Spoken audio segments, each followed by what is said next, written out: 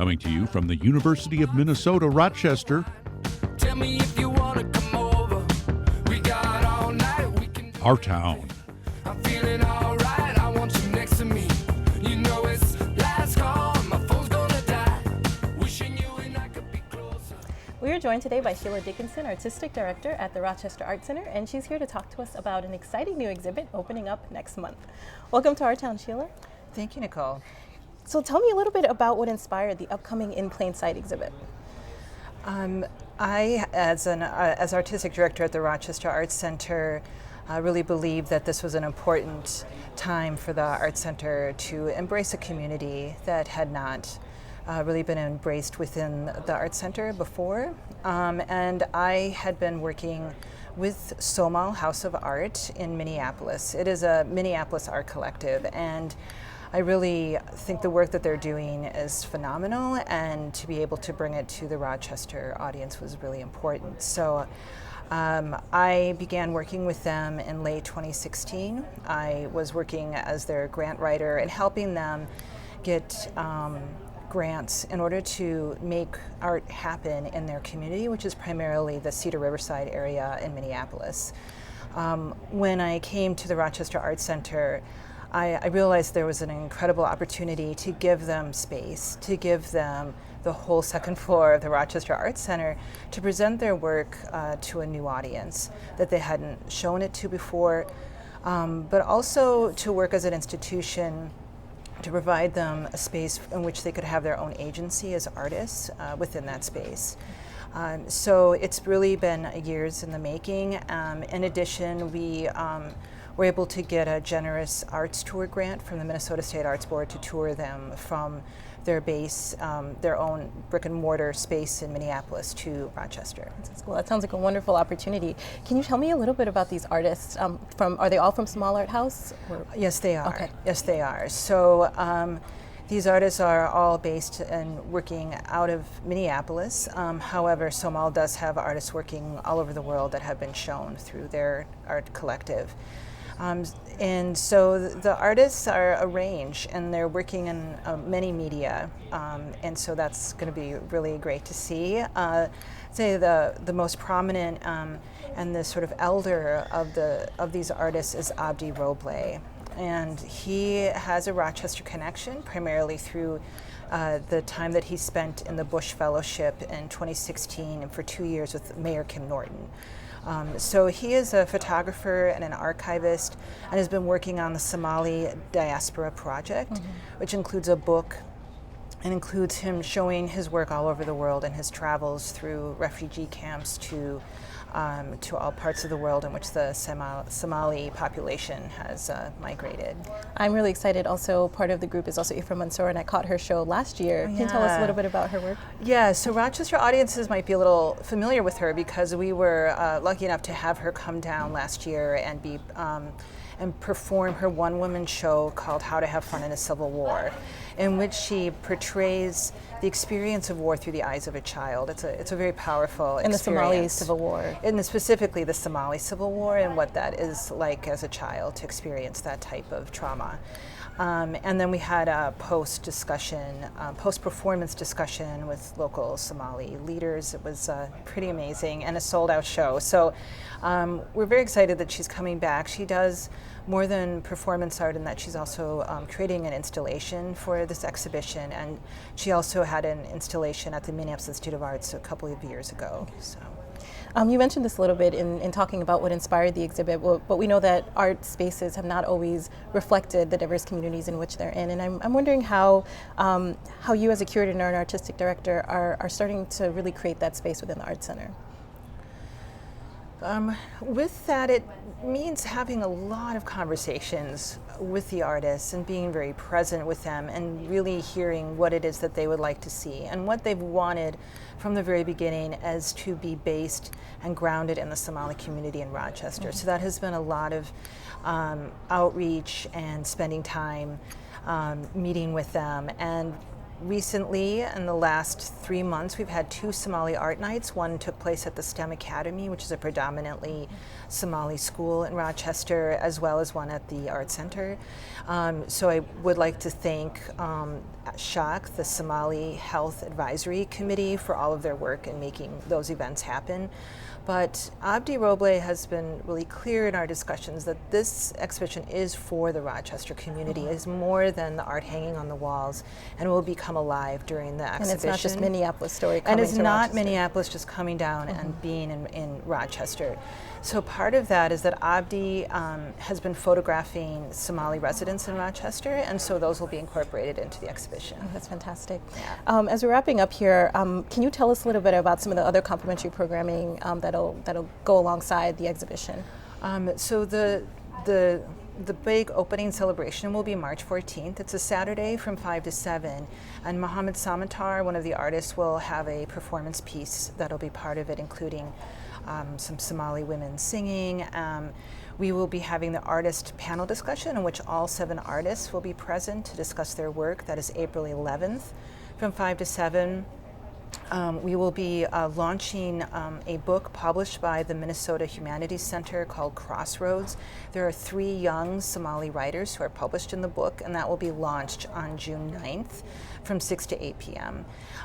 In addition, we will be having an iftar at the end of June, and some Somali Independence Day celebrations around July 1st. Well, that sounds like a packed program, and we will be keeping our eye on all the events. Thank you so much, Sheila. Thank you, Nicole. Appreciate it.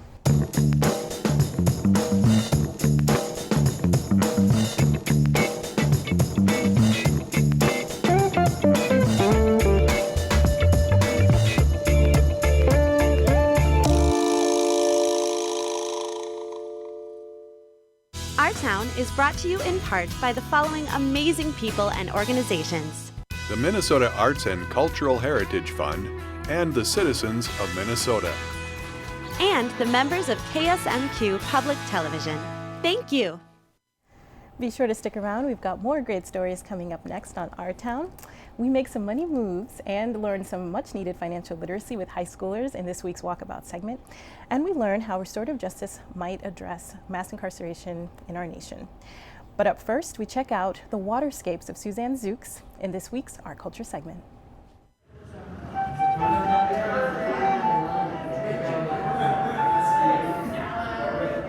When I started the project, it was more like I just want to, absorb the world with my camera. The lakes, you don't know what they're going to give you, so you have to be really open-minded to that. I am Suzanne Szucs, and I am professor of photography at Rochester Community and Technical College. I have an exhibition at RCTC. It's called Breathing in Place, and it has 17 large format photographs and a 2-channel video. The exhibition's called Breathing in Place primarily because when I started making work around photographing and videoing water, especially when I was doing video, I really started thinking about how just holding the camera brought my own breath into the project. And I really loved that there was this residue of the artist, even though you weren't going to see me at all during the project.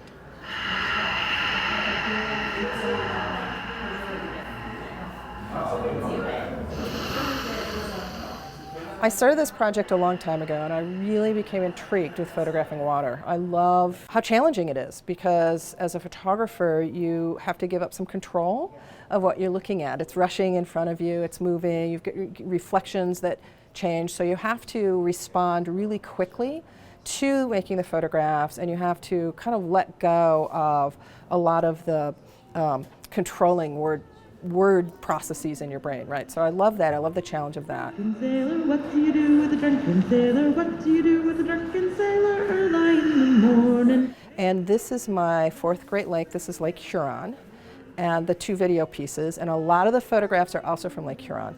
So I've spent time with Lake Huron the last couple of years. And then as I was collecting the video, I started really thinking about what I would do with sound. This is the first time I've actually used tunes in my sound pieces. So there's actually sea shanties. Way, hey, and up she rises early in the morning. My name is Chris Dahl. I'm the studio technician for the RCTC Art Department, and then I'm also the director of the RCTC Art Gallery. Well, I would say it's a good show for a couple of reasons, because number one, it happens to be a show put on by a faculty member, and I think as a student it's nice to see the work of your instructors, because it kind of gives you a sense of what they're thinking, and what a little different side of their personality. I also think, well, we teach photography here, so it's a show that is maybe more in line with the program, our art program. Yeah, and I think it's an accessible show. It's not something that's, with some contemporary art it takes a little bit more work as a viewer, and I think this is something that's, can appeal to a wide segment of the population, I guess.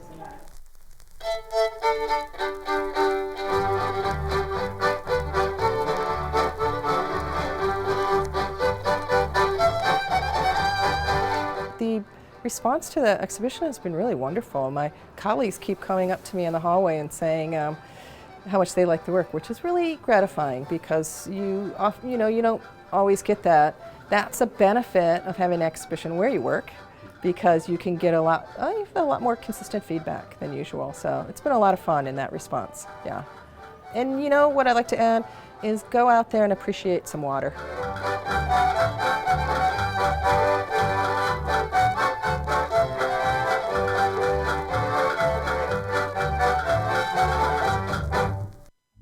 For more information about this story and other Our Town features, connect with us on Facebook, Twitter at KSMQ #OurTown, or ksmq.org/OurTown. Try to run away, but you can't move your feet. Got a lot to say, you can't say anything. Let the good times roll. Cameo celebrating Mardi Gras with a special Fat Tuesday dinner. The menu for the night is shrimp bisque, Cajun crab cake, chicken jambalaya, andouille sausage, red beans and dirty rice, and a Café du Monde inspired beignet. The meal includes a complimentary New Orleans milk punch cocktail, as well as Mardi Gras party favors. Loudmouth Brass will be playing New Orleans-style jazz throughout the evening, and the party starts February 25th at 6 p.m. More information is available on Cameo's Facebook page. RCTC is holding their annual physics demo show. Go see physics in action with demonstrations and experiments. The show is appropriate for all ages, but there will be some loud noises. Tickets for adults are $10, kids are $5, but feel free to bring a non-perishable food donation for $1 off. RCTC students get in with a free student ID. All proceeds benefit the RCTC Physics and Engineering Club. Stop by February 29th in the Hill Theater, and showtimes are 2 p.m. and 7 p.m. And it's been 100 years since the passage of the 19th Amendment, and what a century it's been. Olmsted County History Center is presenting the struggle for women's suffrage in Minnesota with Dr. Bill Green about the story of two women who fought for the right to vote. Dr. Green is professor of history at Augsburg College, and he has written many books about American civil rights and is presently working on Minnesota history during the Civil War and Reconstruction. His presentation is March 5th at 7 p.m., and more information is available on the History Center's website, olmstedhistory.com. And just a reminder from our conversation a few weeks ago with City Clerk Anissa Hollingshead, the city is seeking community members to serve as election judges for the upcoming presidential primary. There's still more than 200 judges needed to serve voters on March 3rd. Election judges are paid a stipend for working on Election Day, as well as a separate stipend for completing required trainings before each election.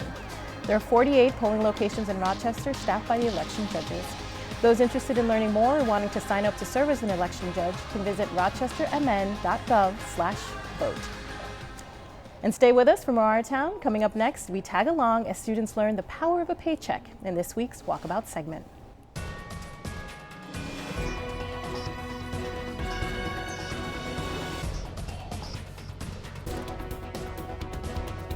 This is Danielle Teal with Art Town Walkabout, and I'm at the Century High School. There's a personal finance camp going on. Today is a great opportunity for our students to be able to take a look at what their lives would be like, earning the wages that they are, and going through a month's budget, where they're deciding what kind of car they're going to purchase, the insurance that's affected or that they'll purchase along with that.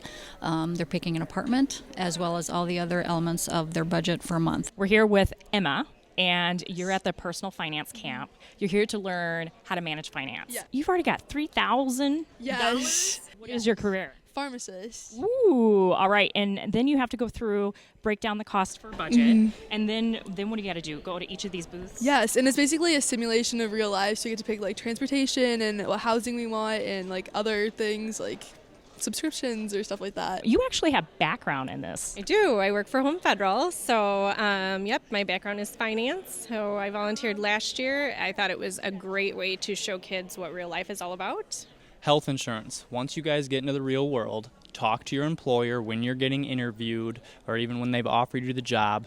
Ask them what their health insurance package is. So on your guys' sheet right now, we got to put $250 down for the health insurance. So what are you doing right now? We are filing in our total scores, payments, and deposits to get a total balance. And right now I'm putting in my insurance costs. Dental and vision are really important for me because I have bad eyes, and I want to make sure that I have dental coverage just in case anything else happens. Okay, so are you in a deficit, or are you doing all right now? All right now. Okay. Right now I have $1,600 left, and I'm doing pretty good. So I'm wondering if you could look at my finances and see if I can afford a yacht. I'm going to say no. I could be wrong.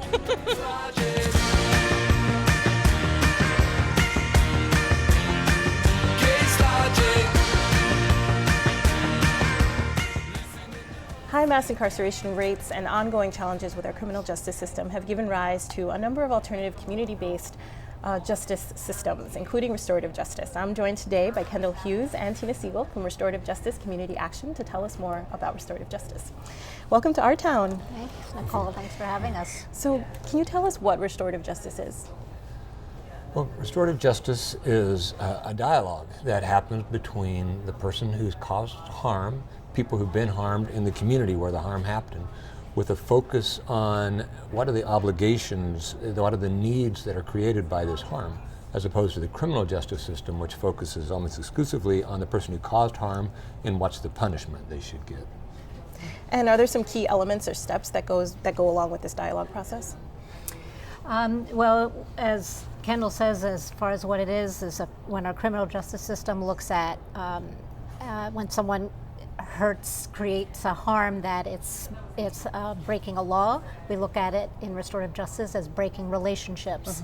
So the point of it is to bring those stakeholders involved, the person who is harmed, the person who has harmed, and sometimes members of the community or those that are involved in it to sit down together and talk about what occurred, who was harmed, and depending on how, since restorative justice can be practiced in many different ways, what it looks like is different. So we've got restorative justice in our prisons around victim and offender dialogues.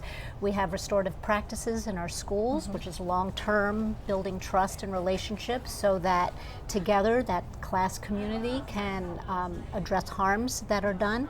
And then there's many different models also. What we do at our organization is community conferencing, so those who have harmed, bringing them together with members of community to talk about what happened, who was impacted, what led to someone doing what they've done, and community giving their perspective on how those harms impact them, and then creating an agreement so to repair harm. So sometimes there's agreements that are created, sometimes it's a dialogue. With restorative justice, right, there's no outcome that is necessarily determined. It's based on what the needs are for everyone that's participating. So those outcomes could look different and they sort of come up from whatever that community process is. That's right. So I mentioned a little bit about, or not a little bit, but I did mention sort of high rates of mass incarceration in our country and sort of the general criminal justice system challenges that we have. How is restorative justice as a tool being used to address some of these things? As you mentioned, mass incarceration in America is a huge issue. If you just compare the rate that we incarcerate people per 100,000 people, it's compared to the NATO countries, it's 5 times as much as Great Britain. It's in the United States, it's 5 times as much. In some of the other countries, we're as much as 18 times as much as those countries, and they have lower crime rates. So we have, and then like Minnesota, for example, The rate of incarceration of people of color is 10 times that of the incarceration of Caucasians. So there is a huge disparity, and there's a criminal justice issue where it perpetuates more when people are locked up, and then their children are left without parents, and they're 5 times as likely to go to prison. So it feeds itself, incarceration does. In the United States, locking people up is our first response when they've committed a felony. In the U.S., of 100 people that are convicted of a felony, over 70 of them will be locked up. In most NATO countries, of 100 people committed a felony, it's around 8 of them will be locked up. It's our first response here. And so restorative justice is saying, let's make it not our first response. This still may need to be a response in some cases, but let's not make it our first response. So restorative justice can happen pre-adjudication, where that keeps them from ever going into the criminal justice system. And of course, so that does lower incarceration rates. It keeps them out of the prison, that's often the school to prison pipeline. And also, it keeps their children from suffering their parents going to prison, so more likely. And even people who maybe do serve a sentence, restorative justice has a much lower recidivism rate. It helps turn them around. Can you tell us a little bit about what recidivism is? Yeah, recidivism is the fact that many people who go to prison come back to prison. And in the United States, it's about, of all places of incarceration together, prisons and jails, is about 67 to 70% debt due. And with restorative justice, it's down quite often around 20% rates in the studies. It's been shown in studies of all different types that is much more effective in keeping people out of it. I personally have seen, working 20 years as a chaplain in the federal prison system with some of the toughest prisons, Leavenworth and others. I've seen guys who never felt any remorse for what they did. They said, I never hurt anybody, even though they had robbed banks, they had burglarized, they had done all that. But when they actually met the victims, the 180-degree change, like, wow, I never thought of those people. And they were different people. And those guys, many of them are out now and doing well, whereas in the past they had kept coming back to prison. Sure. Yeah. And you talked a little bit about this because you mentioned sort of like the pipeline and the schools and things like that. You know, I think oftentimes we think about criminal justice as something that is controlled by the state and our laws, and that's sort of where that lives. And restorative justice offers a different model. And can you talk a little bit specifically about socio and economic factors and the role that they play in this story? Yeah, I can say in the work that I do, where we work with youth and adults who have mostly committed low-level felony, misdemeanor, gross misdemeanor offenses, because we have the opportunity to sit with them and to sit in community, and when we can talk about not just what you did, but what led to that, all of a sudden root causes of things start to emerge that both community may learn about, that they weren't aware of, and also the person who has harmed has the benefit of hearing from community, that perspective, and also receiving support from community about how do we repair, how do we move forward in a positive way, how do we address this that isn't about punishment, that isn't about revenge, isn't about retribution, but is about restoration. So restoration comes from understanding what the root causes are. So all the time, we see a lot of people around drug offenses. And when you hear the story, and that's what this work brings forth, is story. What are people's stories? And when given the opportunity to be with people in that vulnerable space, all those things around what is wrong with what's wrong with that our systems, what our systems have created, and how those are perpetuating negative and harmful results, that it enlightens everybody, and it helps us know what do we do to address this. So it can be very uncomfortable because you're actually looking in the face of things that are really, really are the truths of what's real in our world. But I imagine it doesn't sound like easy work. It sounds like very difficult, grueling work over a long period of time. And I wonder your thoughts on, I think it is very difficult for us to think about, you make that shift between criminal justice and sort of, these laws and these systems and their criminals versus, a restorative process that you're talking about. Why is that so difficult for us? I think that we just have this mindset of going to punishment. That's what we've done for so long. When I talk about restorative justice to people who are hearing about it for the first time, that's one of the most common responses is that, well, but this is how we do it in the United States. You know, we need to punish people for the wrong that they've done. So it's a shift in mindset away from punishment towards restoration.